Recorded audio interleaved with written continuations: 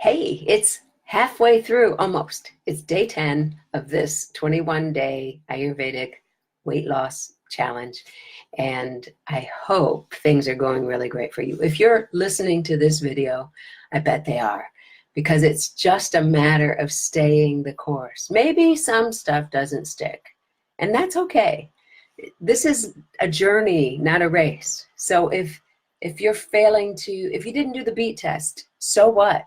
It's good to do it. It's good to have the information, but this is not about perfectionism. It's about adopting the things that work for you right now. And then later you can circle back and go, well, I need to do a little more. Let's see what else I can plug in here. Or you might be finding that all of this is pretty easy and you're just doing it.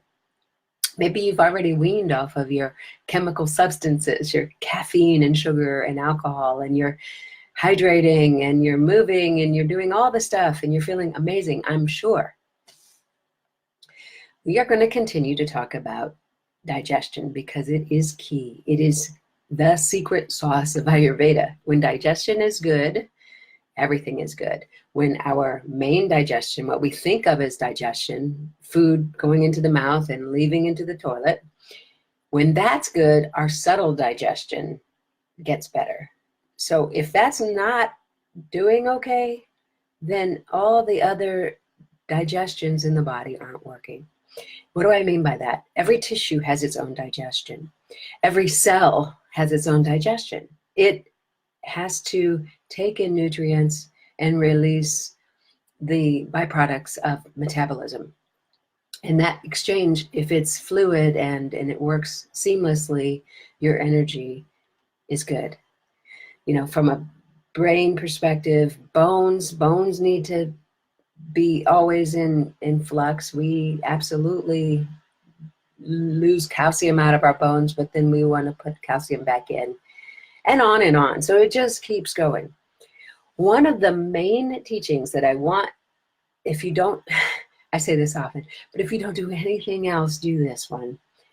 Adding food on top of already partially digested meal is a disaster waiting to happen. So only eat when your stomach has emptied. And you're going to go a long way toward having a really great digestive process. There's probably some other things. If you have really funky digestion, call me. Just call me and let's figure out what the root cause of that is. But this is a big one. Eat only when your stomach is empty.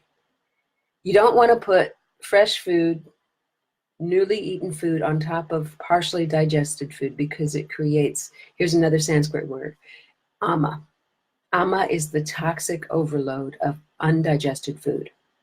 And it causes us to be toxified. It prevents us from naturally detoxifying in our body. So it's perfectly appropriate to eat breakfast if you're hungry. If you're hungry, have your biggest meal at lunch.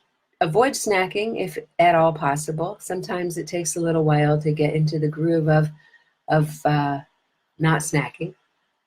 And then have a light and early dinner. That light and early dinner sets the tone for us to have a deeper sleep. And then when we wake up, we're likely to be ready to eat. If you never feel hungry, give it a whirl. Give your body a chance to let the stomach completely empty out and feel that sense of an empty stomach. Just do it because it isn't going to hurt you. It's really going to be fine to go, oh wow, I'm hungry. My stomach's empty. Try it. Let me know how that feels. I remember, coming up in a family that had 9 people in it. There was this sense of scarcity. I alluded to it earlier. And so when food was around, I would eat it. And I had really poor habits around my timing and food. And I was 40 years old. I was at Kripalu, which is this massive yoga center in Massachusetts. And I went to an early morning yoga class. I think it started at 5 or 6 a.m. And during the yoga class, I recognized that my stomach was empty. And I think that had been the first time in decades, if ever, in my whole life. And that's just crazy. I'm sharing that because it's not uncommon, I think. But it made me smile. Because at Kripalu, they served, you just showed up and you could eat whatever they had in their cafeteria. But they served these bowls and they said, try to just eat a bowl of food. And so I did. And it gave my body a chance to manage a smaller portion of food and I could digest it more thoroughly. I had my evening meal, I don't know, maybe 5 or 6 or 7 o'clock p.m. And the next morning when I was doing my yoga practice, my stomach was empty. And I laughed because it was like, wow, I'm gonna live if I don't have food in my body, in my stomach.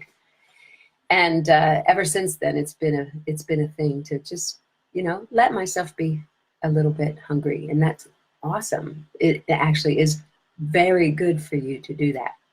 I'm really curious about what shows up for you with this particular teaching, because everyone's a little bit different, and there's some psychological, emotional components to allowing your body to get hungry.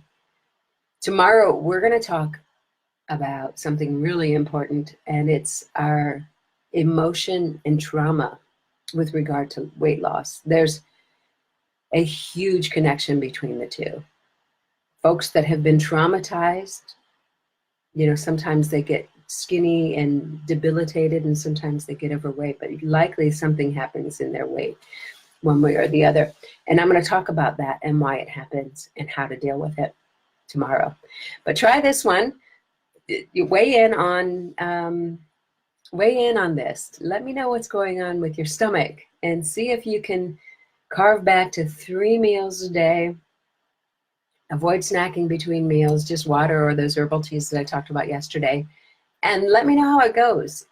Ultimately, I bet, maybe at first your blood sugar is a little wonky and you're trying to figure it out. Your body will actually figure this out. And it will get better, better, better. Your command of blood sugar, the internal blood sugar, your body keeps a blood sugar at a range. And what we want to do is make sure that blood sugar is healthy. And when we train our bodies to eat less frequently, we move fuel from our fat cells into our blood to create blood sugar. And that's what we want. Weight loss is all about that. Healthy weight loss is all about that. So give that a whirl. Let me know what's going on. Questions, if you don't have clarity, I'm happy to help. Anyway, have an awesome day. Enjoy this beautiful February day, and I'll talk soon.